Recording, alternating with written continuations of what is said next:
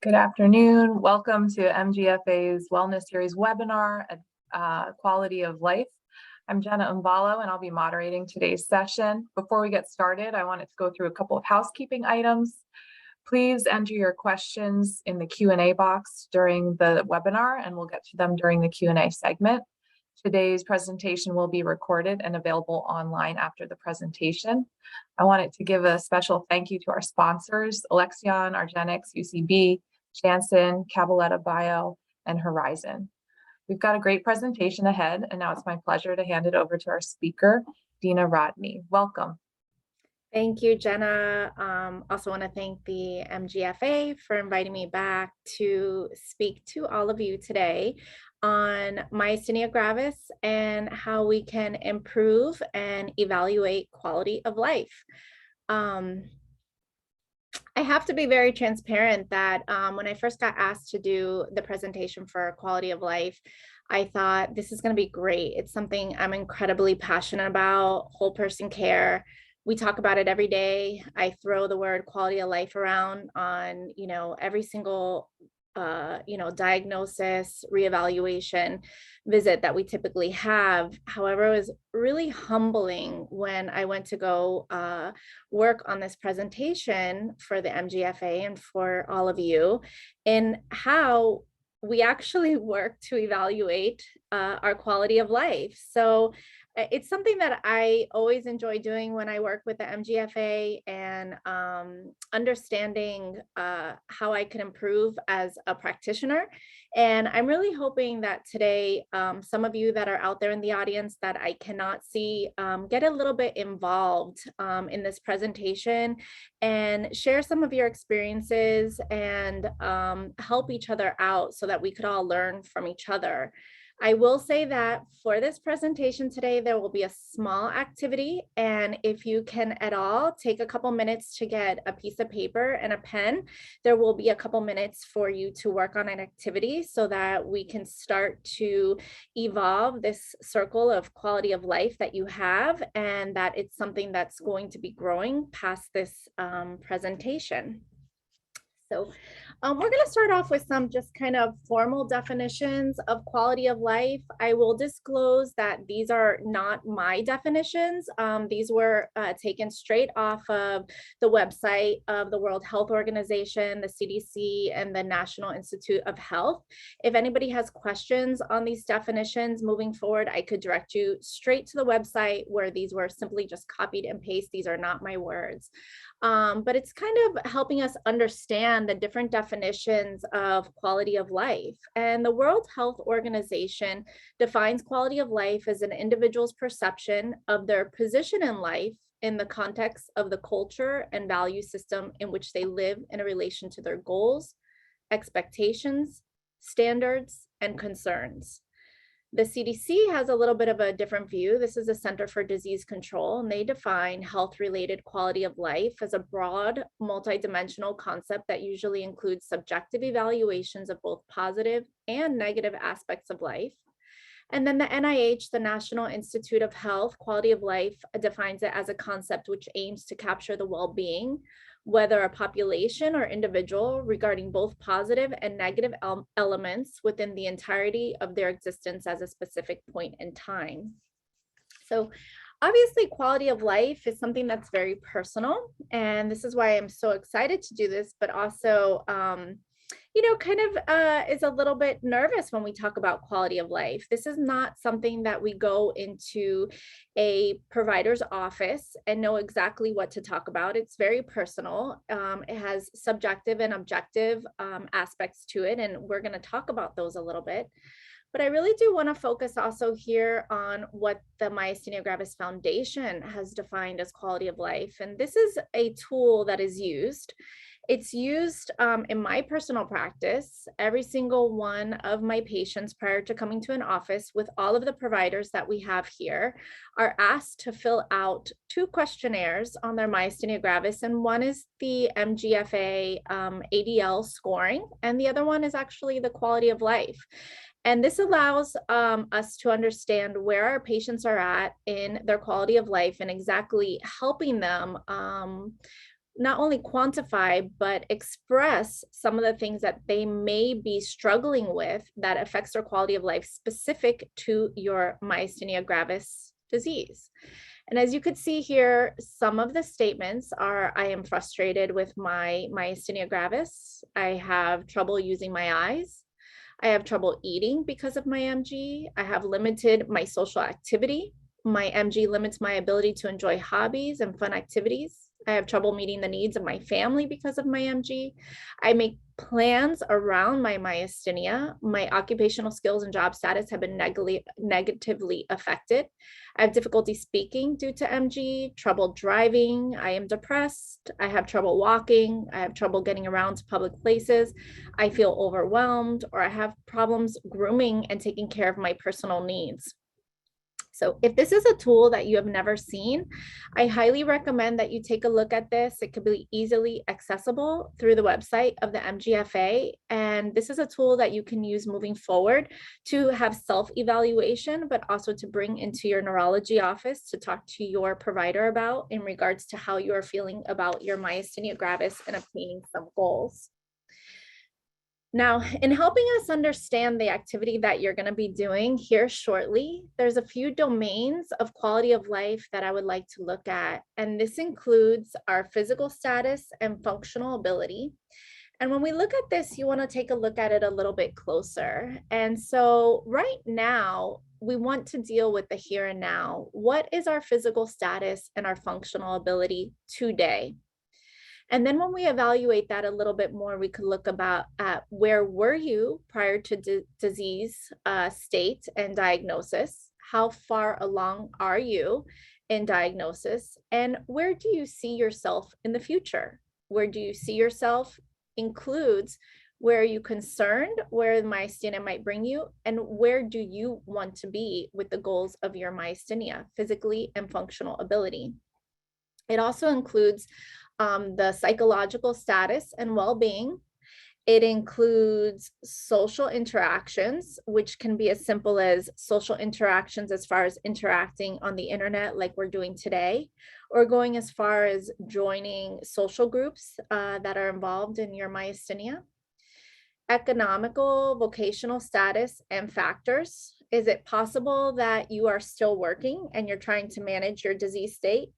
Are you on disability, short-term or long-term disability? And if you are, can we work to use volunteer time as part of your vocational status and kind of change the dynamics of how we view this?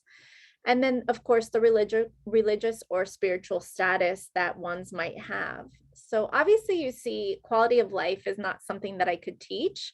It's something that we have to think about. It's something that is very personal to us.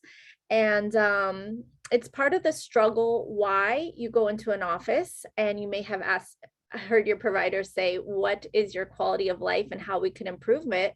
And you might say, I don't know, or simply just answer, I have a good quality of life. But there have not been the opportunity to look at what we call whole person care and interact and divide it into these different domains that we're talking about here today. So breaking down the domains a little bit further, we want to talk about the physical functioning, the psychological functioning, and the social functioning. So this is kind of like our mind and body connection in related to the disease state of myasthenia gravis and how it's affecting you.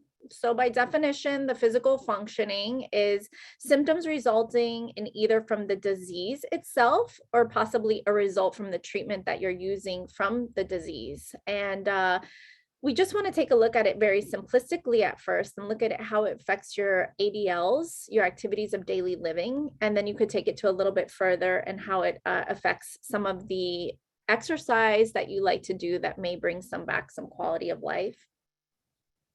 The second part is a psychological functioning, and this ranges from severe psychological distress that you may experience to positive feelings of sense of well-being, and may also encompass some cognitive issues that you may have. So the psychological functioning, there's typically a stigma that goes behind when we use these words of psychological functioning, but I want you to kind of think outside of the box here.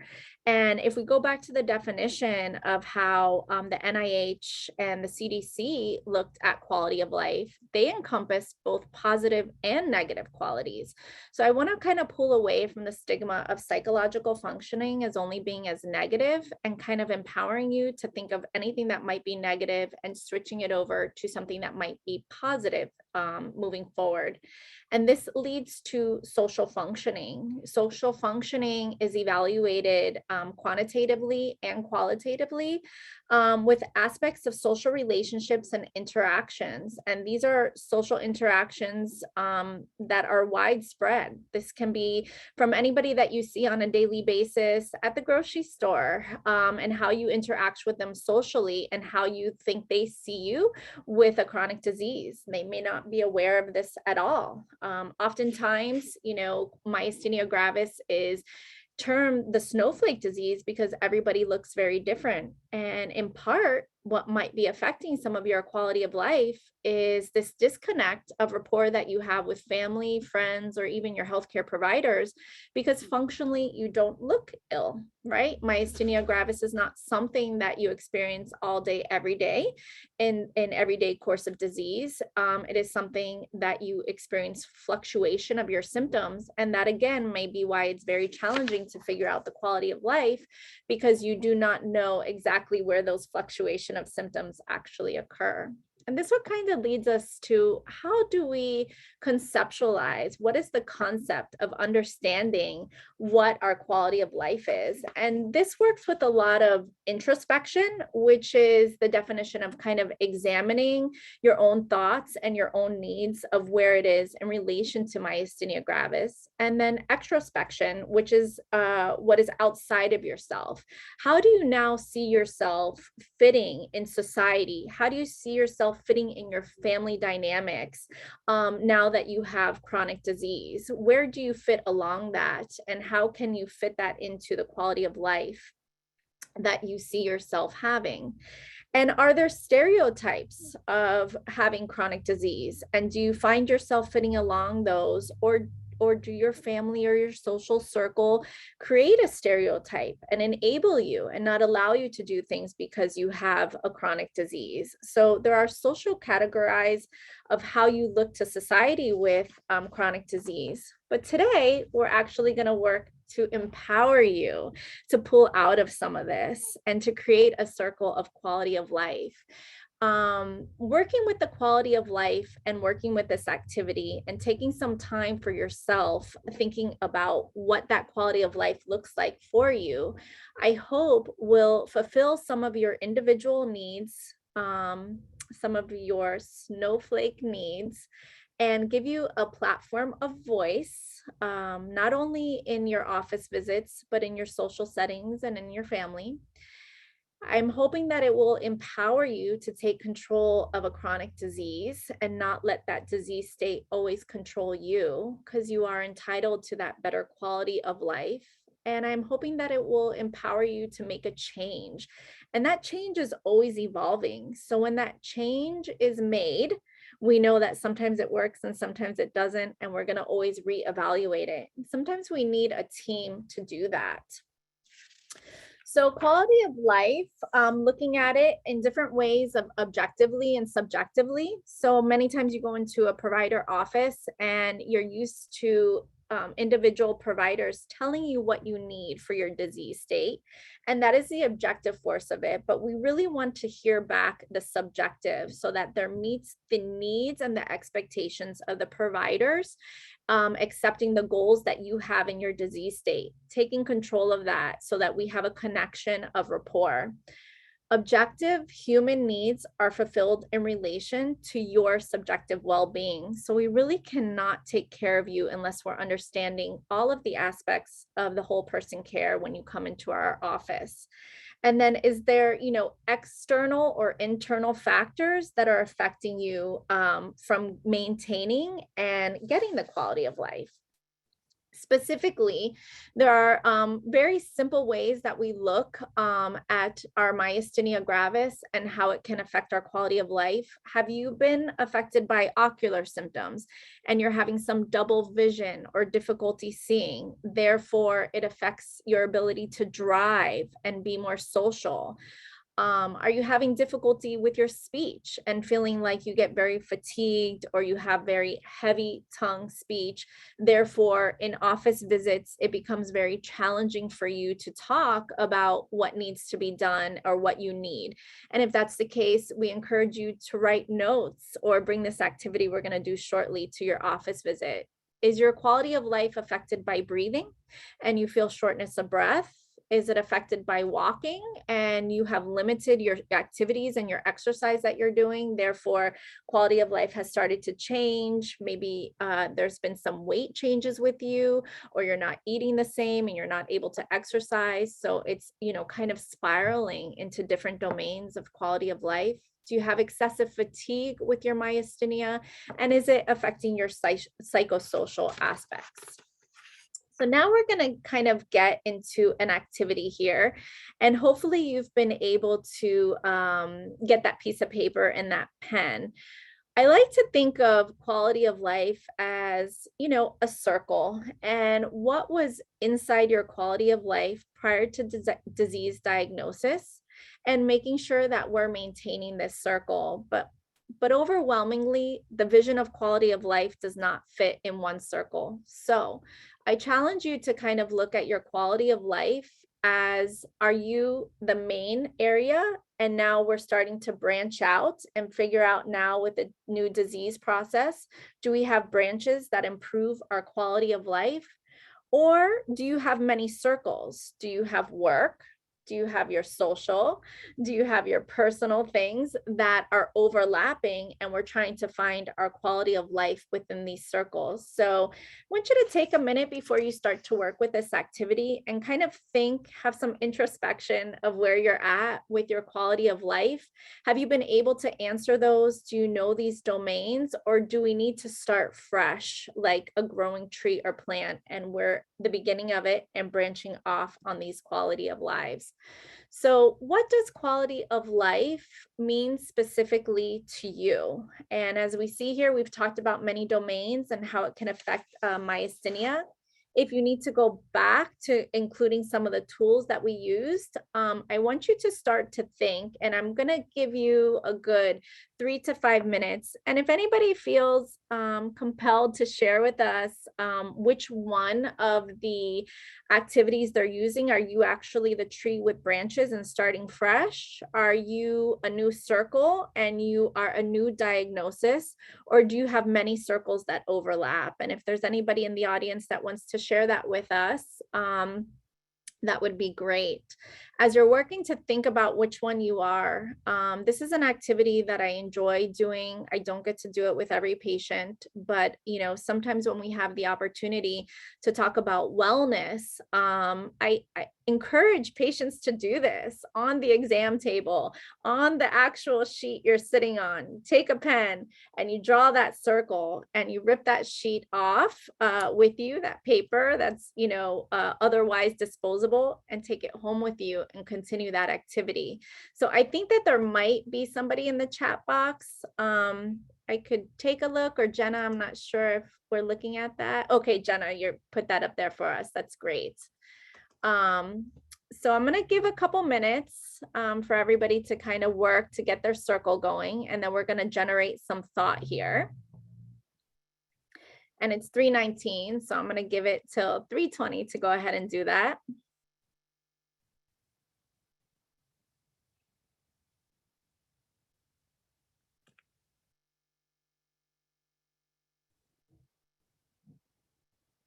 And while you're working to draw your circles and to do your branches, think about the domains, the social, the physical aspects that we have thought about.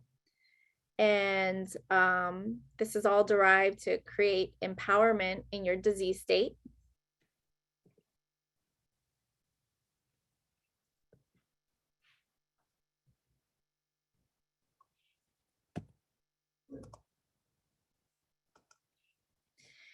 And while you're setting your goals, I kind of look at it possibly that this might be a new activity for you. So the majority of you are going to be using one big circle.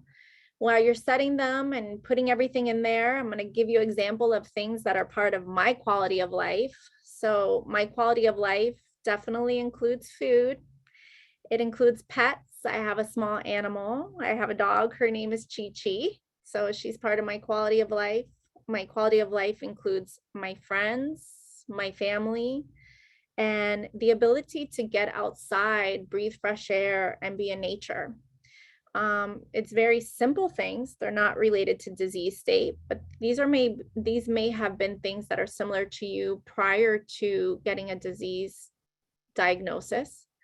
And when we move forward to set these goals, make sure that when you're working with them, these are goals that are realistic, that you want to make sure that you set a time frame with them, and that these are goals that you are able to reevaluate.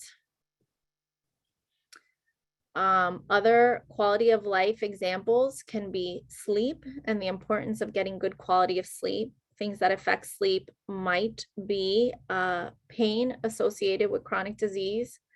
Certainly might be medications that you're on for your chronic disease, namely a medication called prednisone that's well known for causing insomnia. Nutrition and having healthy nutrition can be part of it. We know that it's very important to feed the body, but of course, some of the medications that you're on potentially might cause you to have a greater appetite or cause stomach upset where you don't want to eat as much. Exercise, again, can be part of that quality of life. And then medications I put in there. So we're looking at a chronic disease state where the majority of you may be on medications already. And part of that quality of life is, are these medications affordable to you? Are they accessible to you? Do you have concerns about long-term effects of some of these medications that might be affecting your quality of life? These are all examples of things that you want to put down in your circle to generate conversation, to kind of gain control of your disease state and bring these questions into your provider. And then as we're looking at this disease state, who can help you in maintaining and achieving that quality of life? Certainly some of these things you can do on your own, but you might need a healthcare team that would help you do that. Being open and more transparent with family about things that you need, your friends, your pets, making them a service animal might be helpful to you. Social networking and being part of the MGFA like you are, or social groups, or potentially even being a volunteer and a mentor for other individuals that are newly diagnosed or going through a struggle of exacerbation. And of course, there's any pharmaceutical marketing of collaborating that you can do to make some of these medications more cost affordable to you that you can ask your providers in going forward. So the bigger picture here in creating quality of life and expressing that is that we are trying to advance our quality of clinical care for you. And we cannot do that without the most important part, which is the patient. Establishing patient and provider related goals so that we can pick one of these goals of your quality of life and work on a realistic time frame to try to improve some of that for you. And if it's not a goal that's able to be set, that we're transparently able to speak on that and kind of change that. The bigger picture of quality of life is improving cost care for you. And then it also benefits your community. So we just need one word, one voice to kind of get out there, and it triggers a spiral effect to affect other patients that might be in your same position, but don't know how to express what they need. So I do want to thank you. This is a very short activity that we have here today for quality of life. I do want to applaud you for being part of your healthcare, for empowering yourself to be a part of this. And as you're working through this activity, remember it's something that's always evolving, and you're going to always evaluate, implement, and repeat. And you could do that by using the questionnaire from the Myasthenia Gravis Foundation of Quality of Life. Again, evaluate, implement, and repeat by looking at the domains that we went over today that affect quality of life. And then again, evaluate, implement, and repeat the concepts of the quality of life. So again, this is your first step you're taking forward into improving your quality of life just by being present, by being here today. I hope you could take this activity with you and use it in your healthcare for improvement and with your provider. And I do want to thank you all for your time and wish you wellness in your journey of myasthenia gravis. And I will leave it open to questions. Thank you. So the first comment that we have is, this is not a question, just a comment. Ms. Rodney, thank you for being such a great educator. Oh, you're very welcome. Thank you. You're very welcome. So another question, well, a question is, how would you describe the change? How does somebody know when it's time to evaluate, when it's time to reassess what their needs are for their quality of life? That can be done at any point in time. I mean, it literally, in my opinion, can be done morning versus evening. So if you find yourself affected by myasthenia and you have fluctuation of your disease state, like many individuals with myasthenia do, then you reevaluate as the day goes on. Sometimes with chronic disease, we take it minute to minute, we take it hour by hour, and oftentimes day by day. And the way that we look at our disease state today may not be the way that we look at it tomorrow. So the answer is, there's no right and there's no wrong. It might be overwhelming to create that circle 3 times a day, but taking one aspect of it that you feel is off-centered and reevaluating it is certainly within your power to do that. Thank you. Could you please show examples of the activities? I'm not sure what the circle should look like a Venn diagram. I mean, I could try to draw it. I wish that I could do it on the screen here, but an example of it, if you could see, is literally a big circle that you would have here. And this is the easiest way to do it. Inside my circle, if you were to ask me right now, I would have Chi-Chi. I would have my family. I would have my friends. Work is important for me. Social aspects are important for me. And I add them to my circle simply like this. Another example would be our tree. And you start with the stump. And in that stump, I'm sorry, it might be a little bit blurred there, I wrote Deena. That's me. And coming outside of here is exercise, nutrition, medication. And as you can see here, we have branches that come out of there. And as you get more familiar with yourself and what you need, and as you talk to your providers, these small branches, these large branches then have smaller branches that come off with leaves, kind of like a family tree here, and you kind of grow from there. The last example of what you would use is an overlapping circle. And get creative with this. These are just ways that I use it, but this is no standard. This is just a way to develop rapport with patients.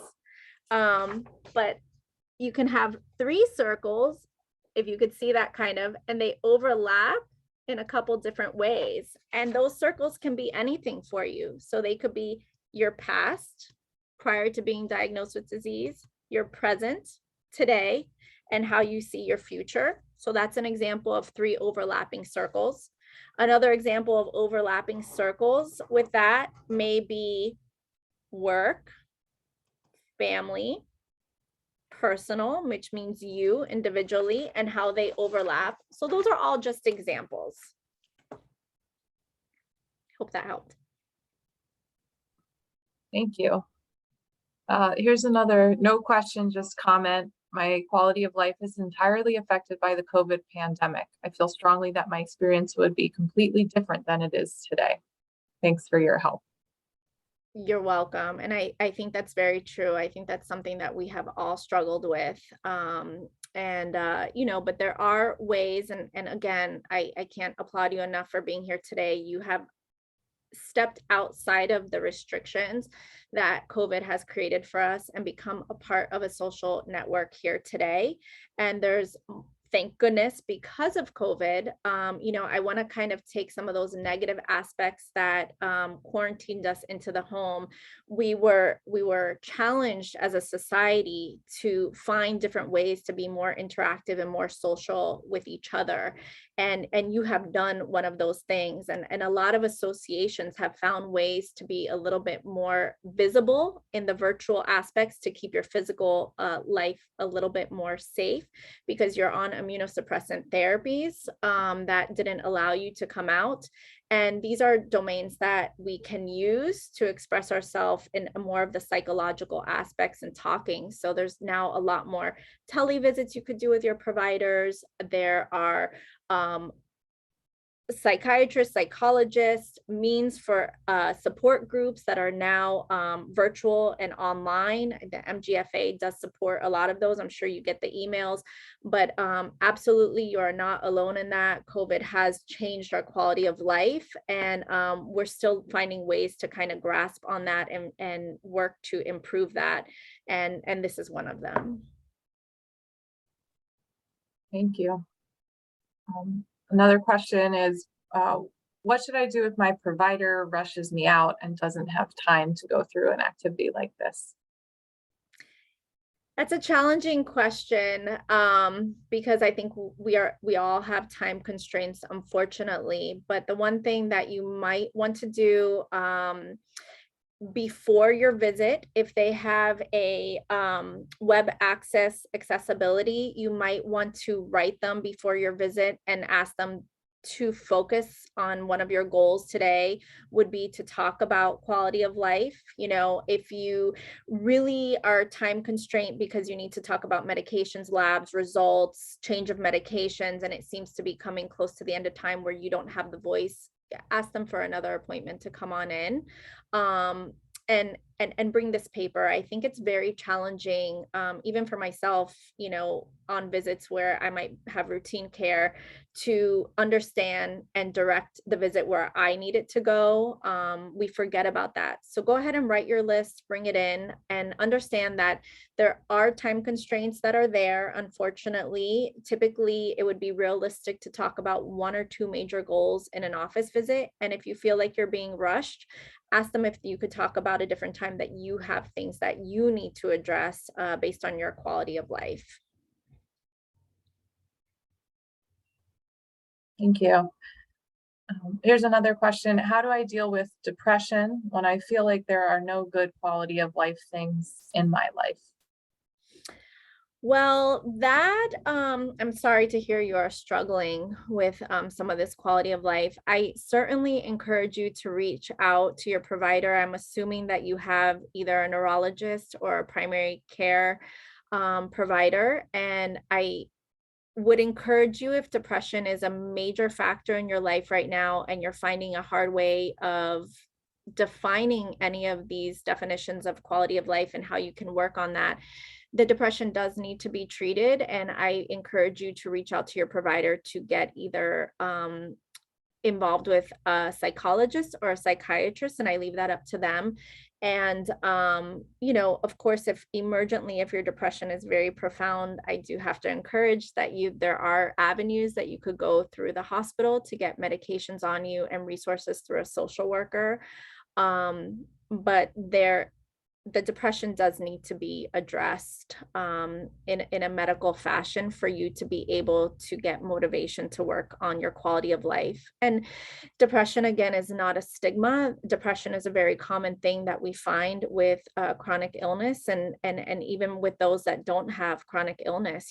Change in social settings, even with COVID, like was mentioned before, is a common reason to have depression. So if you don't have a provider, I don't know how profound the depression is, but we could always stay on afterwards and find some resources for you so that you can get some help virtually. So please, if there is that and you're needing that help, just stay on afterwards and we'll find some resources for you. Thank you.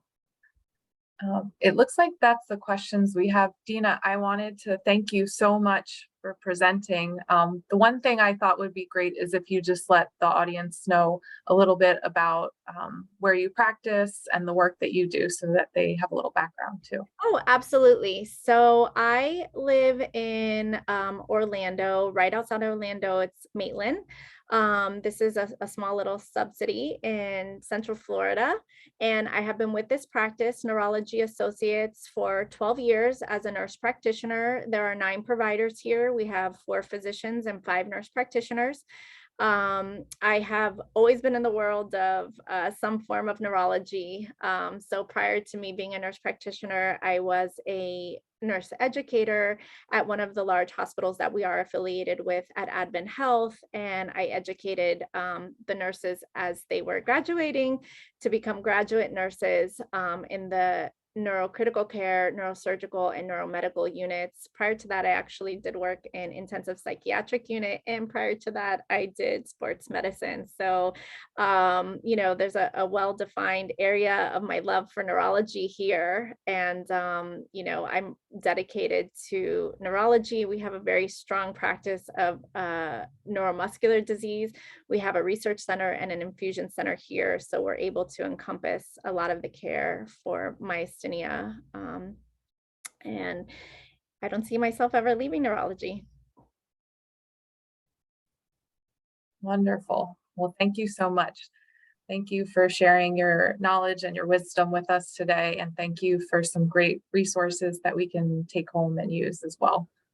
Yes, you're very welcome. And if anybody has any questions or concerns that they didn't feel comfortable using in the chat or coming online today, just please stay on and we will get some resources for you. And I wish you all the best. Thanks, everyone. Have a great rest of your day.